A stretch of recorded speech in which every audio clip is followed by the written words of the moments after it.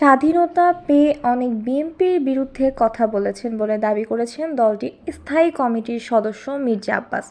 তিনি বলেন, কেউ কেউ বলেছে বিএনপি আবারও 1-11 আনার পায়তারা করছে। 1/11 এর ভয়াবহ পরিণতির শিকার বিএনপির চেয়ে কেউ হয়নি। তিনি বলেন, বিএনপির চেয়ারপারসন খালেদা জিয়া থেকে শুরু করে 1/11 সরকারের নির্যাতন থেকে দলের এমন কোনো নেতাকর্মী রেহাই পায়নি। এভাবে কথা বললে দেশের গণতন্ত্রের চেহারা কেউ দেখতে পারবেন না। একটি দল ক্ষমতায় যাওয়ার জন্য পাগল হয়ে গেছে, গাছে কাঁঠাল গোঁফে তেল। তারা এখন সুযোগ পেলেই বিএনপির বিরুদ্ধে কথা বলছেন। মির্জা আব্বাস বলেন, শিশুদের যখন নতুন দাঁত ওঠে তখন উল্টাপাল্টা কথা বলে।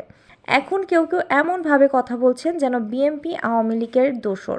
বিএনপি ভারতের দোসর। যারা এগুলো বলেছেন তারা নিজেরা নিজেদের চেহারা আয়নায় দেখুন। তিনি আরও বলেন, আমার 11 বছর জেল হয়েছে, আমার স্ত্রীর 16 বছর, আমার ছোট ভাইয়ের 8 বছর সাজা হয়েছে। এমনি করে বিএনপির প্রতিটি নেতাকর্মীর বিরুদ্ধে নির্যাতন নিপীড়ন হয়েছে। আর আজ আমাদেরকে আওয়ামী লীগের সিল বানাতে চান? চক্রান্ত যাই করেন আমরা বুঝি, বিএনপি কিছু বললেই সমস্যা। আব্বাস আরও বলেন, অনেকেই বলেছেন নতুন দল গঠিত হচ্ছে, বিএনপি তারা জেলাসি করছে। আমি বলবো, যারা এগুলো বলছেন তারা জাতির শত্রু। বিএনপি গণতান্ত্রিক দল, যে কোনো গণতান্ত্রিক প্রক্রিয়াকেই স্বাগত জানায়, তবে জনসমর্থন আদায় করতে হলে জনগণের পালস বুঝতে হবে।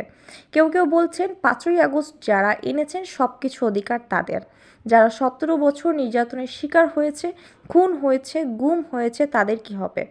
আমি নিজে 13 বার জেল খেটেছি, আমাদের কোনো অবদান নেই? এগুলো বলে জাতির মাঝে বিভেদ সৃষ্টি করবেন না।